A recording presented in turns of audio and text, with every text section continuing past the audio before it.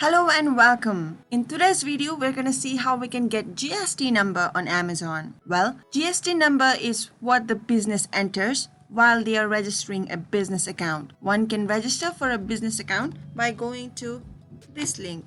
I'll also link this address in the description box so you can check from there and start creating a business account. GST can help you effectively pay taxes on the items that you purchase. And in order to get or view the GST number of yours, once inside your business account, you need to go to your business settings page, and from there, you can select Manage GST to view all GST numbers registered to your account. There are also options to add new GST numbers or delete existing numbers. Now you know how to get GST numbers on Amazon. If you found this video helpful, do give this video a big thumbs up. Still have any questions, do leave them in the comment section and we'll get back to you right away. Until next time, bye-bye.